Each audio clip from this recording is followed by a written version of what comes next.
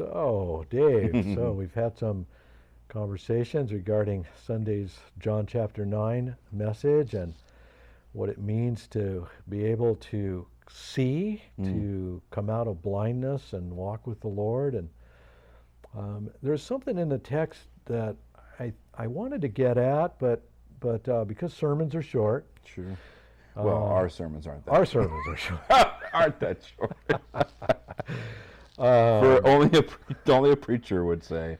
This might be a better place to explore if there's anything there. But Yeah. I saw something great in the fact that this man born blind, this blind beggar now, he could see. He now has sight. He goes through this period of protective care by Jesus. Jesus identifies himself, puts the man in carefully guarded situations so that he can experience the rejection that he does experience. But then as soon as he's rejected from the community of faith, as soon as he's exposed to the vulnerability, Jesus comes right to him and identifies himself as the Lord, as the Messiah, as the prophet, identifies himself as the Savior, and clearly lets the man have the good confession of faith. Sure. Do you believe Yeah. in me? Do you Right. believe in me? And he says yes, and then he worships him. As soon as that's there, you have that now you have that protective capsule of a saved, converted man who's been chosen, selected by God, drawn to the chosen one, drawn to the sent one, and now locked up in relationship with the sent one. And there's something exciting I feel about his life now. There's something freeing about now. He has no experience in life other than being a total dependent, but now he's going to live. Now he's going to go through life seeing, knowing. He's going to go through life perhaps not dependent on everyone. He's going to grow to the place where perhaps others will depend on him.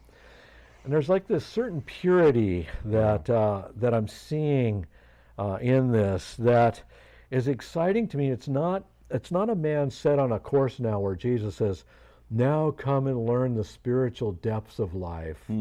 Now come and learn the realities that the Pharisees couldn't learn. But it's more like, now come and learn what abundant life is really about now. It's just simply pure, this life following me. Yeah.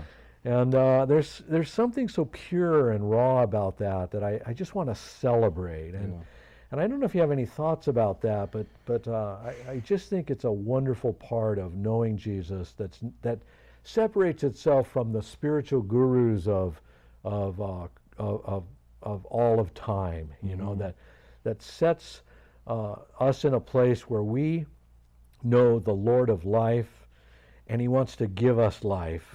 And now we can excitingly approach it because we know him. Yeah, I mean, it's refreshing. I think you walk with the Lord for a number of years, and you can get to think that, like, to grow in the Lord is to hit certain spiritual markers, or to graduate to certain kinds of involvement at church, or any number of things, to just kind of, I don't know, prove or whatever. But like, okay, now I'm saved, so maybe I'm supposed to become something like, you know, over here, or maybe I'm supposed to do certain things for checkpoints, but that ordinary embrace of life, being able to see life for what it always was meant to be, life in the Lord. It reminds me of a couple weeks ago, I was talking to a guy who ministers to prisoners in Southern California, so state prisons, things like this.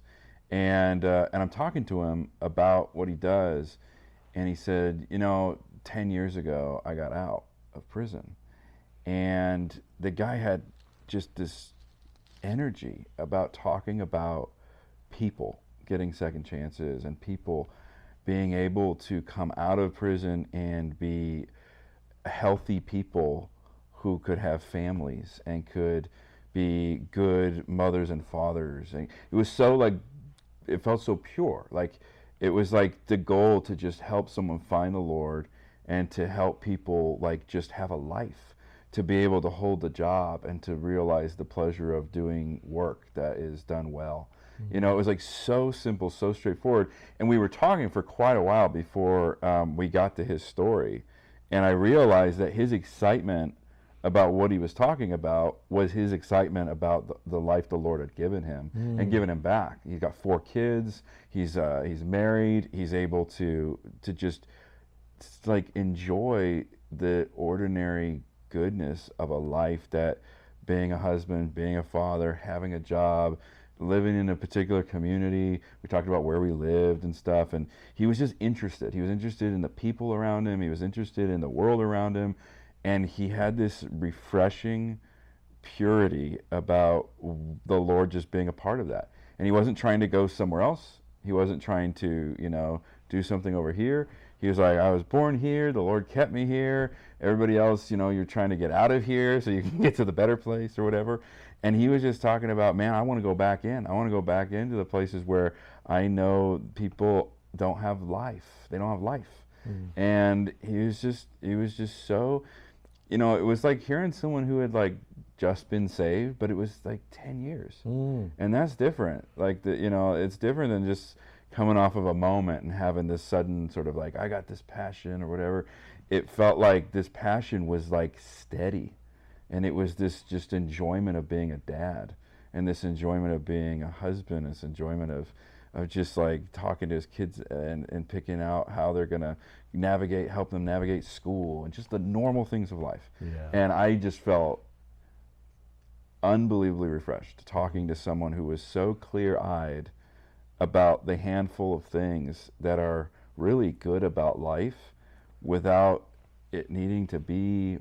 It was certainly not hyper spiritualized. It was just like, I got life back. Like, I got out of prison, and I got like to have a family, and I got to have I got hired. Like, you know, you're not supposed to get hired coming out of it. I got a job. Like, and he was like, I got this job, and you know, he's excited about this life, and it wasn't just this recent excitement. It was 10 years later, and he had that excitement about just having a life that honored the Lord and was connected to the Lord.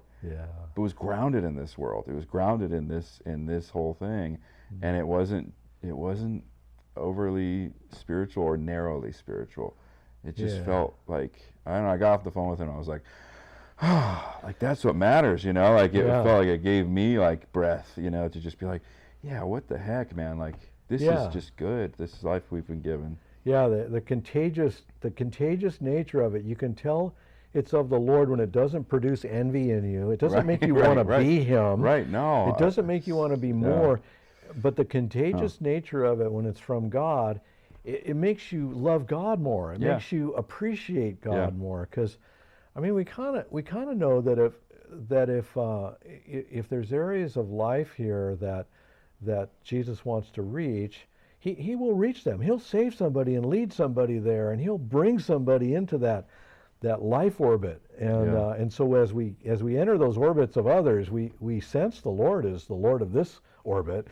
And it gives us an excitement about life and a love of life. And it was just so cool to think that like the Lord had like he felt the Lord's salvation in the fact that he got a chance to be a dad, you know, and it was just like, and he's talking and I'm like, I'm a dad, you know, and it was like, oh, that is amazing. And I was like, yeah, I got 3 kids, and we were talking about our kids, you know, and all of a sudden we were supposed to be talking about whatever, and we ended up just talking about our lives. And it was everything you just said. It was contagious in the way that the Lord in his reality was just like refreshingly clear, and there wasn't any fog around it. It was so simple.